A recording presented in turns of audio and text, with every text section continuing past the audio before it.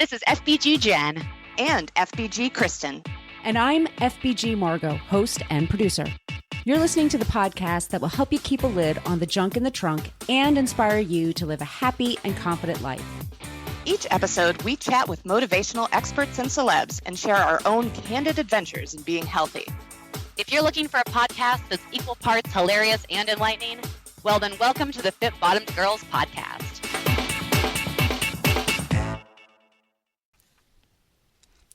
We're happy to say that Veridesk is a proud sponsor of the Fit Bottomed Girls podcast and our go-to choice for an active workspace. Veridesk quickly and easily transforms your desk into a standing desk, and you can try it all risk-free for 30 days with free shipping both ways. Find out more at veridesk.com. That's VARI desk.com. Welcome back to the Fit Bottomed Girls podcast. Today, our special guest interview is going to be Andrea Ranae. She's a fascinating woman. And Kristen, on the line today, let me just say this. We have FBG Jen. What up? And we have FBG Kristen. Hey. And you both really wanted to bring some extra special people onto the show lately. And Kristen, I understand that you really, really wanted Andrea on the show. She was a fascinating interview. You and I got to speak to her the other day, and it was so interesting. Please tell us why you wanted her on the show. Yeah, so, this is about the political and social climate in which we currently live. And let's not mince words, like that's what this interview is about. And it's about, being socially aware and, if you're able, being a good ally, standing up for the people who maybe don't have the opportunity to do so for themselves. And as I've been really exploring the best ways to do this as a very privileged white woman, one of the things that and one of the things I've learned, but one of the things that's really struck me is the importance of taking action and doing work and learning what that means without placing the burden of learning about that on the people who are marginalized or on the very people who we want to help. Because people of privilege, and when I say privilege, we're going to get into privilege in this interview. When I say privilege, I don't mean, that you're wealthy. I don't mean that or if you are, I don't mean that you didn't work for it. I've worked my butt off to be where I am, but I also fully realize that I started off at a different point than so many other people. So the people who do come from a place of privilege, and if you really look at it, a lot of us do, you need to take the initiative to just learn what you can. And I came across Andrea Ranae because she was out there offering to have that conversation, which is different than just going up to, your friend who happens to be of color and saying, hey, how do I help?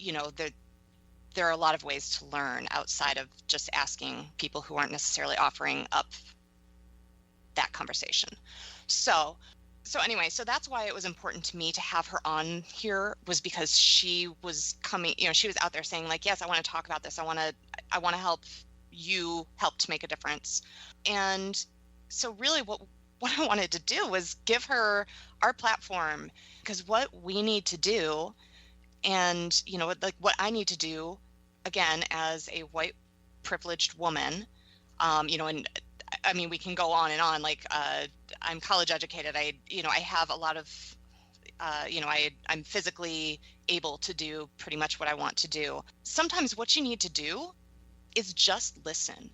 And it is really important that when someone, in a marginalized community is offering to talk and share their experience, that you do just listen. You don't talk over them. You don't try to explain what they're saying to somebody else. Like, no, let them say it. They're explaining it. They don't need you to come in and re-say what they just said unless they ask you to.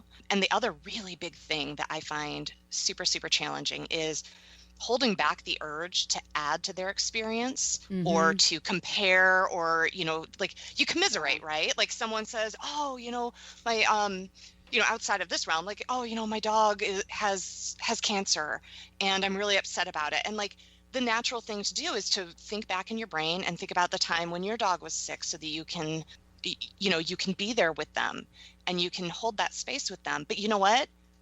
I can't hold the same space that Andrea Ranae has held. There's no possible way for me to have had that experience. All I can do is sit back, listen, acknowledge the fact that she's had that experience and that she's sharing it with us.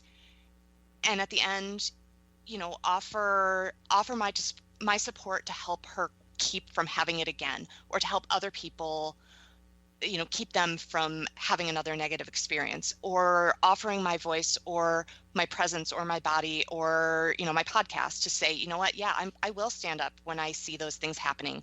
Maybe you didn't know that certain aspects of privilege were taking place. Maybe you didn't realize that this thing that you've been saying or thinking or doing forever is actually oppressive. But when you do, when you've heard it, now you get to move forward and do it differently. So I'm going to go ahead and step down from my soapbox. But anyway, that was so well said. I like it. Thanks. But so with that in mind, though, I would love to know if you guys have had things come up that you've found really challenging, or have maybe found surprising, or learnings that you've had that you think maybe our listeners would, maybe they'll either be surprised by or could learn something from. So I'll go first, if that's okay. Yep. As you were talking, Kristen, a memory popped into my head, and it's something I kind of banished because I was embarrassed about it. And then all of a sudden it came back like, oh yeah, I did that thing. So it was about 10 years ago, and I was working on a series of books about autism, and specifically about Asperger's syndrome. And I remember writing a press release for this woman who's describing about how she has Asperger's and she's actually okay with it. And I wrote about it like she had some horrible disease. It was so condescending, like she has to go through this and that, and isn't it awful what she goes through? And she was very nice about coming back to like, I don't feel sorry for myself. I like the way my mind works. It makes me do this, this, and this differently. I understand it's got its challenges, but it also has its positives for me, and it gives me the life that I want. And I remember I kind of like, oh, right, I thought somebody, because they were different from me, it, just automatically assume it's lesser than. And I, to this that's day, so powerful. Yeah, I'm red-faced just talking about it. I'm just so embarrassed. But it was, I didn't know better, and I didn't know until somebody, put me in my place. And it was a hard lesson to learn, but I learned it. When you know better, you do better. Yeah, exactly. The Oprah line, I think. God, I feel like this is going to become like the confessions. Like we're having like podcast confessions right now. I ruined Christmas last year. No. I literally kind of ruined Christmas with my family. So, and we talk about, it's so funny too, because the timing, like this time of year, is the same time where the election happened, and I can just feel as the air kind of changes, and God, I feel like I'm having like post-traumatic stress from last year after the election. Now I'm like, shudder. But I didn't deal with it very well, like a lot of people, and I think a lot of that again has to do with a lot of privilege, in that you can go about your world thinking everything's fine when you're white, basically. But yeah, I had a very emotional outburst with family members, and it was intense, and it was not handled well on any side, but there was just a lot of lessons learned there for me. It was just kind of like, oh, okay, there is a way to stand in your truth, speak your truth in a way that is not, so inflammatory that it ruins Christmas. And that's what I am very interested to hear this interview, because I know you guys kind of get into how to have those conversations, when to have those conversations. And I think that's still advice that I would like to learn from. But yeah, because sometimes it is really hard to have a difficult conversation, And some lessons are really hard to learn, Yeah, I was like, I don't know. I don't even really have a full takeaway from it yet. So I'm hoping she can help me so that I don't ruin this Christmas. She was very helpful. I'm sorry, Kristen, go ahead. Oh, no, please go ahead. I'm sorry. You and I talked in this interview, and you said, Margo, really love that question you asked, and you'll know when you hear it. But I forgot to mention to Andrea Ranae, like, it's easy to kind of say, oh, I don't have certain people in my life because, if I don't like something, I don't have it. I'm one of those people. I work with the general public. I'm a teacher. I teach all kinds of people. So I have a hard time sometimes because sometimes people will say something. I think I know a person, making air quotes, and then they say something or do something or offer an opinion about something that's like a slap in the face.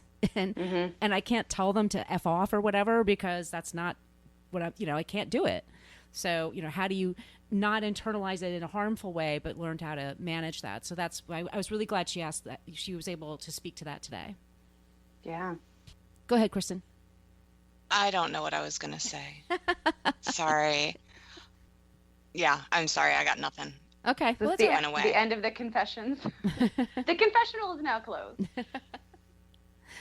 So yeah, I guess we've all had our moments, and here's the thing: we're gonna have more, right? Yeah, that's what it is. That is part of like being brave. It is better to do something and mess up than to not try it all, right? I guess Yeah. and also learn from it. Have enough humility to know when you're learning a lesson, right? Yeah. Yeah. Well, and in terms of having people in your life, we're in this interview, we're going to get into the idea of calling in versus calling out.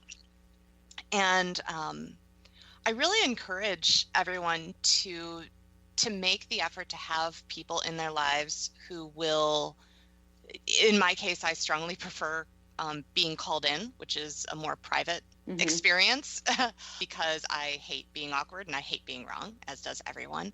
But I do have a number of people in my life who are very socially active and aware, and there are terms that Andrea Ranae uses in our interview that, quite frankly, were unfamiliar to me. And so then I'm thinking back in my brain, I'm like, how many times have I tried to get across that same idea and used the incorrect words or said things in a way that could be hurtful to someone else without meaning that at all. But, when you have people in your life who will take you aside and say, hey, you know what, I noticed you saying this or doing this.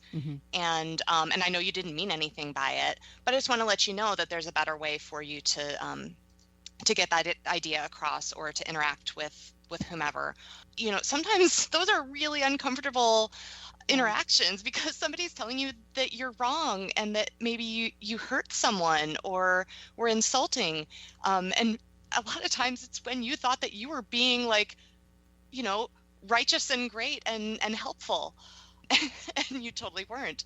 So I encourage you to be okay with having some of those uncomfortable interactions and learning from them and trying not to take it personally, like you guys were saying, like trying not to too deeply internalize it.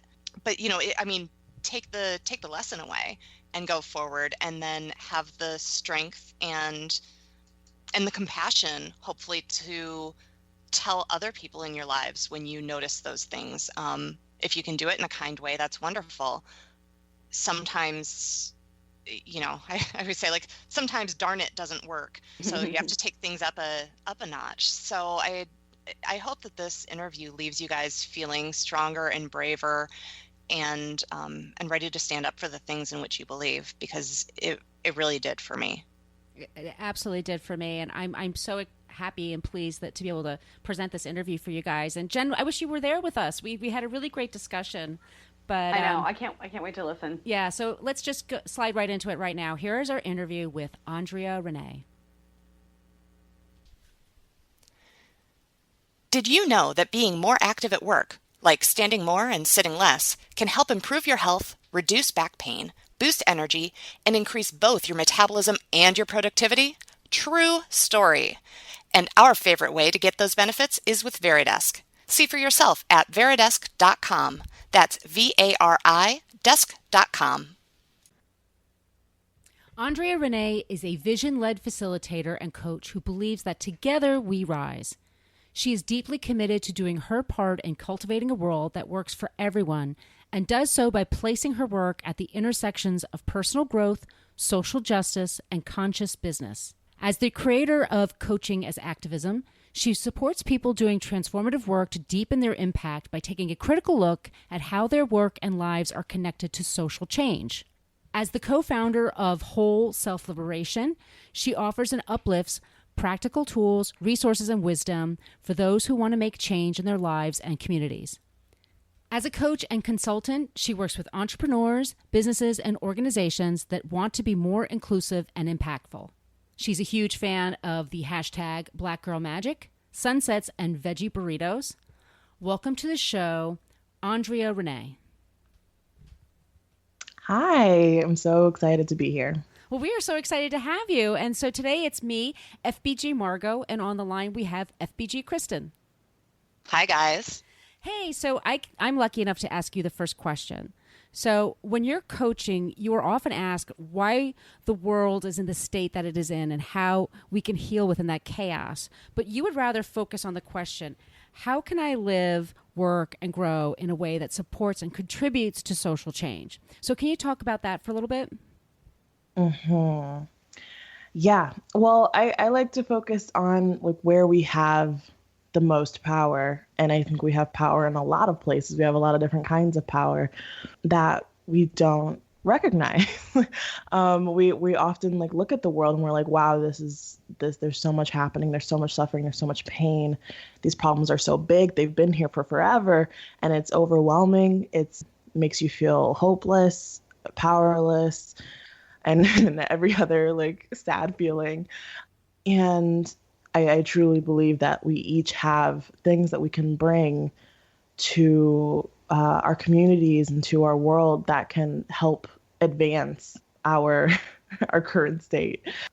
And so, yeah, I like to focus on, where do you have influence and how can you use that influence to make the world a better place, especially for the people that get the brunt of the pain and the suffering in this world. So that's what I like to focus on the most, because when we start to focus on bigger than that, and we start to take on more responsibility than is ours, that's what feels crushing. That's what feels like I can't do anything. Like I'm frozen.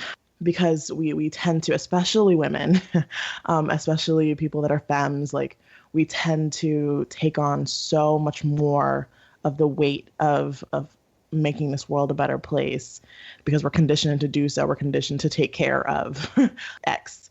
And so when we do that, it goes against, we're working against ourselves. So Oh, I'm over here just like nodding. I wish this is one of those times when I wish we had a video so that you could see it. Cause I'm just like, oh my God. Yeah.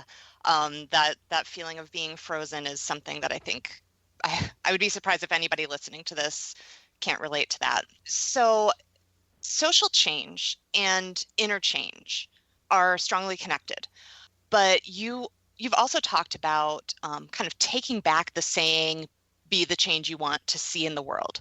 Because it's not just about changing yourself. So can we talk a little bit about how doing the work on yourself does and how it doesn't help affect change?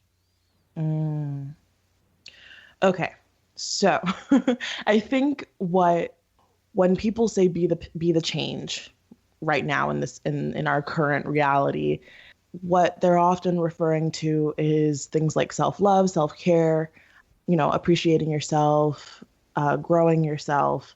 And it doesn't have any social context. It doesn't have any analysis of what needs to be changed. We're just like, I'm going to be the change. I'm going to like ripple out love and and light but there's no real analysis of like, these are the things that are problems in this world. Why are these things happening? How am I contributing to these things? And how can I change the way that I'm being so that I can actually be the change? And that is such a scary thing for so many people to ask themselves because they really don't they don't actually want to know. Absolutely. Absolutely. Yeah, we all want to be good people. We all want to think that we are, helping the world. And for the most part, like, that's true. But at the same time, every single one of us on this planet have also contributed to people's pain and to these like larger systems that are also contributing to people's pain. So, you know, it's part of being human. And when we can't own that, when we can't even like tap into that and be with our humanity and our complexity, that we are both good and bad. Good and bad like really don't even exist. Like they're constricting and oppressive ideals. But if we want to talk about good and bad, we are both of those, and we are everything in between and everything outside of it. So we have to be able to be with that, to really be the change as well. Because we can't just, you know, sit with our fallibility, the ways that we hurt people, the ways that we hurt ourselves, the ways that we have contributed to the suffering in the world. We can't really move anywhere from that if we're denying it, if we're sweeping it under the rug, if we're not feeling it. It's just gonna stay stuck, just like any other feeling. Like if we have like just some general trauma or some you know, large emotional experience, like unless we like really let it express itself or like really, you know, process it and you know, go through that whole experience, it's going to stay stuck in our bodies. And we are a constipated society because we don't let ourselves feel. So you wrote on your blog about how privilege has to do with leadership and how one needs to unlearn that privilege in order to grow as a person. Can you please talk about that a bit? So privilege. I want to like say first that often when privilege comes up in conversations, people get defensive. People say like, you think I haven't earned what I am currently, like what the life that I have right now. And privilege isn't about that. It's about acknowledging the position that you're in society and how, because of the things that we learn about what it means to be a certain skin color, what it means to be a certain body size, what it means to be a certain gender, we have access to different things than other people. And so it's not a attack or a invalidation of the work that you've done in your life. It's not at all really about you, although it is. It's not a personal thing. It's an analysis of what's happening societally, what's happening in our institutions, in our schools, in our governments, what's happening collectively. So when we're able to recognize the privileges that I have, like to ground it, I guess, you know, I'm a young Black woman that I'm able-bodied. I have class privilege. I'm what some would call neurotypical. And so some of those things, the Black fat woman, I experience life differently, and I experience a little bit more pain than people that are, say, white, thin, and male. But then I also am able-bodied, and I experience life way differently than people that have physical disabilities, and I'm neurotypical, and I have experienced the world way differently than people that are neurodiverse. You know, when I'm able to see that, I'm able to really access more of my power and be able to consciously use it to benefit not just myself, but to benefit especially the people that don't have that access to that kind of power, and work to level the playing field as best as I can. And so I think, you know, for when we're in like leadership positions, whether that's in a family or in a business, a organization, any place where we have, you know, positional power, being aware of that power, being aware of the ways that we have influence that other people don't, and using that influence to make sure that the people that don't have access to that privilege aren't forgotten, aren't continuously left at the margins of our minds, of our society. And just it's seems like a small thing. It seems like, what am I, just one person? How am I going to change things? But just the action of like, if you're going to not a concert, going to a conference or some kind of event, and there are speakers there, and you only see white presenting, able-bodied, thin people speaking, questioning that. No matter what your background is, like questioning, like, where's the diversity here? It's not a bad thing that like all these white able-bodied people, thin people have things to say, but what about people that have different life experiences? What do they have to say? And what happens when we only host events where the specific type of person is amplified, and we don't listen to other people? So I'm rambling, but No, you're not. That's fantastic. Really. Okay, so that actually leads into this is kind of a long question. Bear with me here. So like the three of us here today, I think that we're at least reasonably well aligned in terms of the changes that we would really like to see and create in the world. And we can see the injustices that really infuriate us. And that's awesome. We're in our nice little cozy bubble here. In real life, and even, or maybe even especially on social media, that's really not the case, like at all. And, you were talking about speaking up when you see those injustices, or, when you see just a lack of representation. You were speaking about, the importance of speaking up when you see something like a lack of representation. It's one thing to speak up and call someone out who's blatantly speaking in like harmful ways and promoting some sort of injustice. Or, when you're at a big conference, it's, clearly got money and power behind it, and you see a lack of representation or a lack of diversity.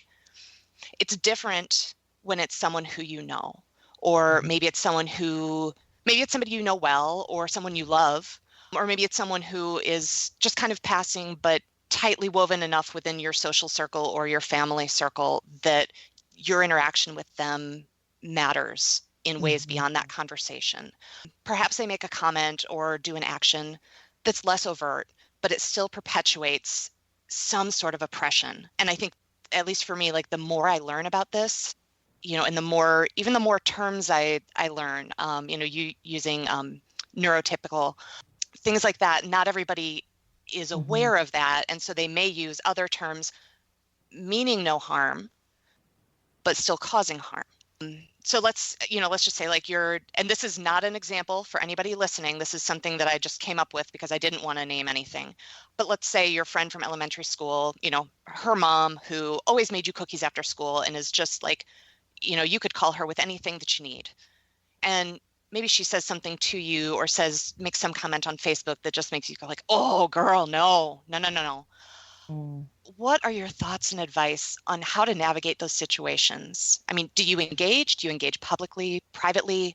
Are there times when it's best to just avoid and know that like there are some people who mean well and aren't going to change? And I know that is such a heavy multi-part question, but I don't know how else to ask it without going into the full thing. So yeah, it's good. Yeah. Oh, okay. So that example actually Friday morning.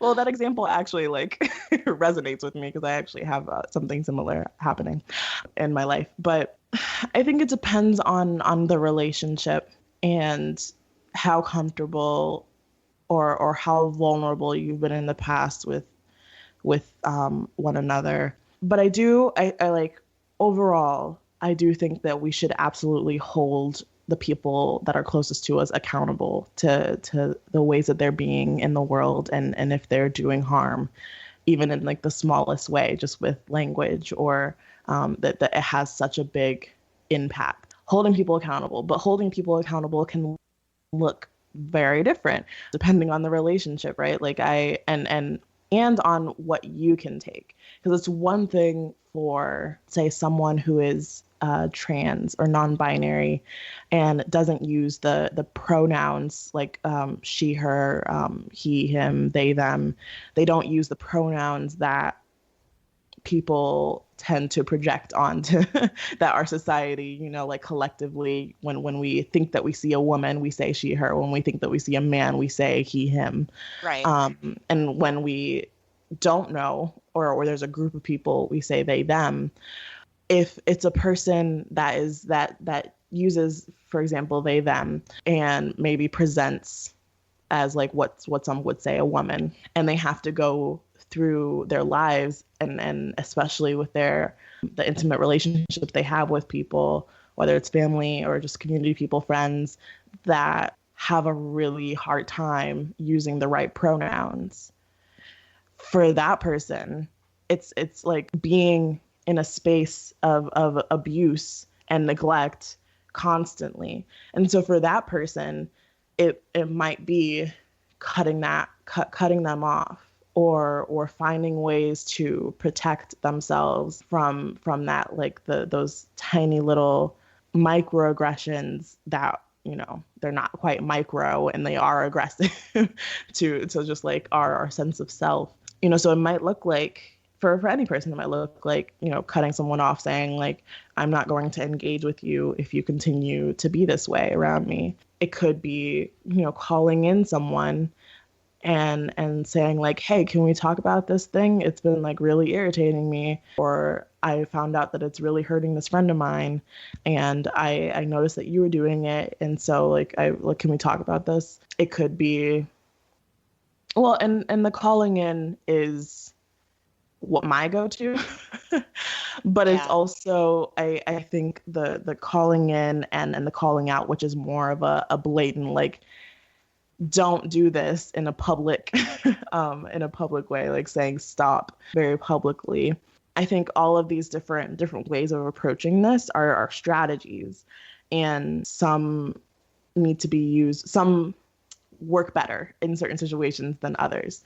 So, I might start out calling in someone. In my own relationships, I've started out like just having conversations with people in private about things. And then, when I start to see that like, oh, it's not really like latching on, they're not really getting it, they're not really committed, like, then I go publicly and say like, no, you can't be saying these things. And I think each one works in different ways, but I think each one is valuable because there's a lot of conversation going on, especially in like the spaces that I'm in, around the effectiveness of calling out people, and the shame and guilt that comes along with it. And I'm of the mind that guilt and shame have purposes. Yes, we overdo it drastically in our society, and we do not have a healthy relationship with shame or guilt, but they are purposeful, and they tell us when we've done something wrong. They tell us when we need to change, when we're hurting people, and we can't live life without that. Anywho, I think, when it's someone that we're close to, or someone, or even if it's like a boss or someone where the relationship is a little bit more, I want to use the word tenuous. I don't know if that one works there, but like there's a little bit more like sensitivity in the relationship. Yeah. It's hard. And you kind of have to, it's a personal choice. You have to choose like, what is in integrity with you, what feels aligned with your values and your vision for how you want to show up in the world and how you want to, who you want to be around. So I don't want to like downplay, like it's super hard. It's very hard to be aware of all of these things and all of the like little nuances in the ways that harm happens, and then to see it happening in the people around you and to be like, no, don't do that. It's really hard to be in that position. But I think we have a lot of opportunity and responsibility to take that opportunity to shift some things. So, and it doesn't happen in all like one, it won't happen in one conversation, right? Like, Right. I've had a lot of conversations with my dad about privilege and a lot of arguments, and it's happened in like multiple conversations, and we've gotten to like some kind of understanding, but like with everything, it's a relationship. So like if you're presenting something new into a relationship, it'll take some time for it to like really sink in, depending on what kind of relationship it is. So I have a particular frustration when I'm trying to talk about current events with people and someone will just dismiss it as talking politics, and just wanting to change the conversation. It's so frustrating to me. It just happened to me recently and I was so angry, but how do you handle those kind of interactions? I don't have those kind of interactions much anymore. That's awesome. I've kind of, I think I've like, not to call people weeds, but I've weeded out the people just by, especially online, like just by showing up, and, people will self-select themselves either into my space or out of my space, depending on what I'm talking about. So, which is great. But I think that our aversion to political conversations is a symptom of how individualistic, especially the US is, and possibly like the UK and Australia as well. We are so disconnected from the ways that we are connected. we are so far off from really understanding that politics isn't just what happens in our government. It's not just Republican, Democrat voting. It's about the state of our society, the state of our country, of our communities. It's about how we relate to each other on an individual level. It's about how institutions relate to us, how our culture relates to us, about how our government relates to us. It's all about relationships. It's all about the ways that we are connected. And so when I hear that come up, that like, I don't like to talk about politics, I like to keep politics out of my business, I like to keep politics out of like my relationships and my family, my first question is like, how? how that's Yeah. It's a very privileged place to be in, to be able to say, I don't engage in politics, because, I have a choice, but I don't really have a choice. If I really am in touch with what's happening to the people around me and to what's happening to me, what's happened to me over my life, my short life, I can't be disconnected from what's happening politically. It directly affects me. The things that happen in our country that relate to Black people, that relate to the sovereignty over our bodies, especially for women and femmes and trans people. What happens in any facet of this world directly connects to my experience of life. So there's absolutely no way that I can say I can't be political. I can't engage in political conversations right now because it's ever present. It's there. It's just to be able to make that choice to see the politics and say, no, I'm not going to engage in that.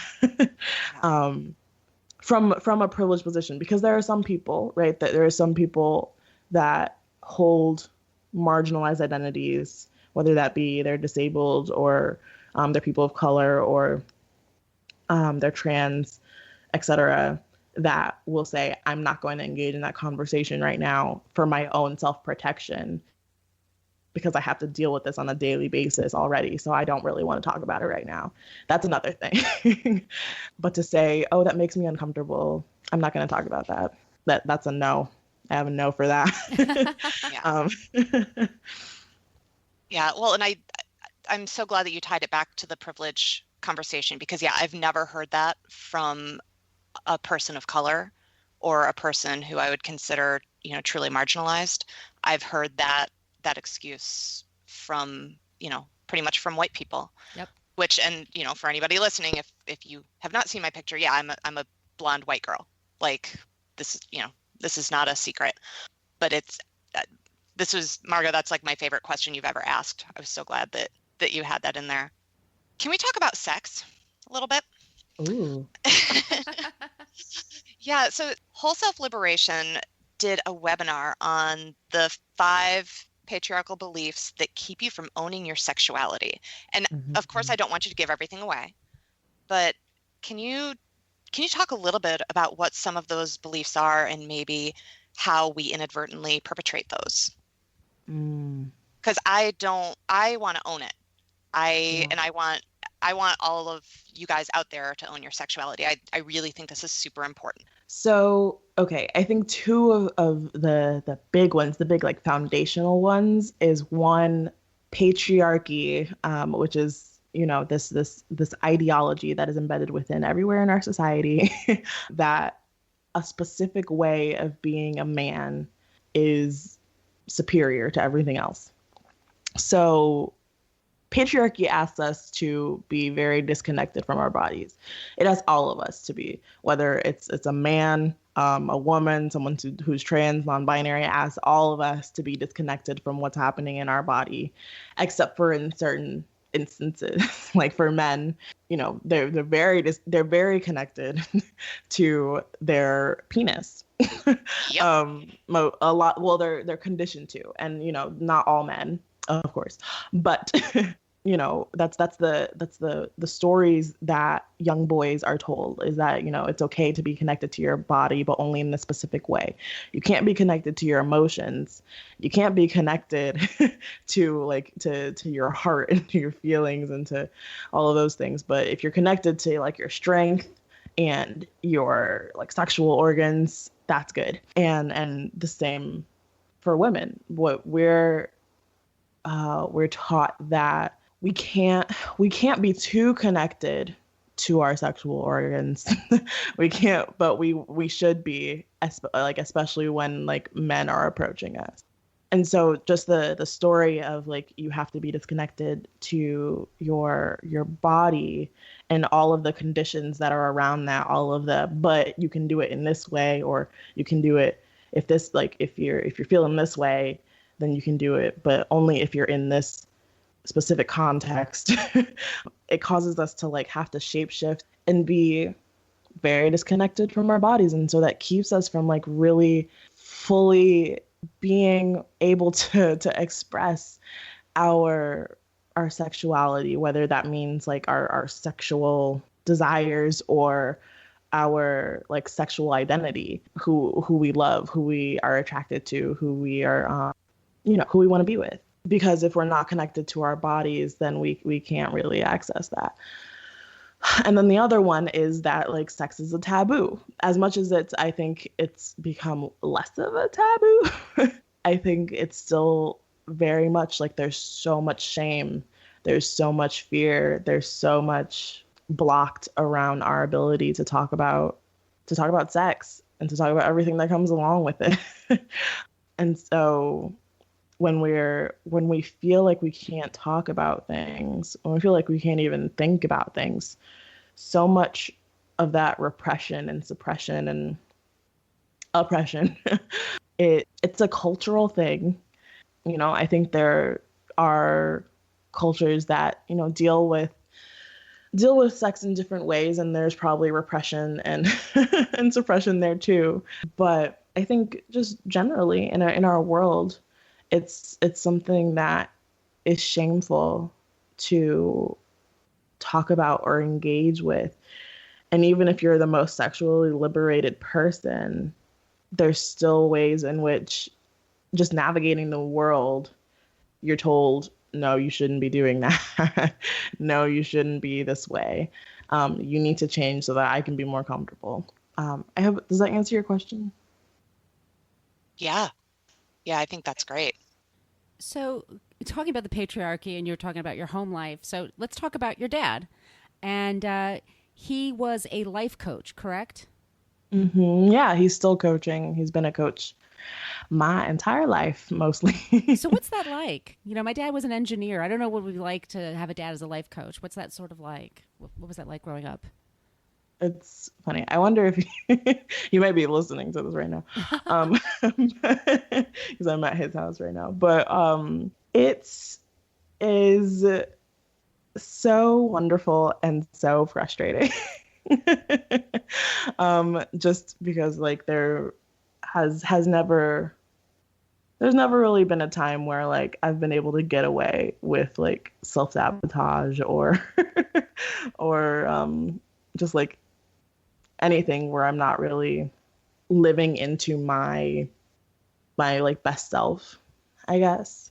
And so, you know, I grew up reading all of the self-help books, especially when they were like tailored towards teens and girls and things like that. And the way that I see the world is in that way. Like I see it. I see everything as a growth opportunity. I see everything as like a place where healing might be able to happen, or which is great. But it's also abnormal. You know, like my friends did not grow up in that kind of like mindset, and so I've gotten, you know, growing up, I've gotten a lot of comments that are like, wow, it's so great that you were able to start doing this work so young. And, and like, yeah, but also like, it makes it really hard to relate to people that are normal.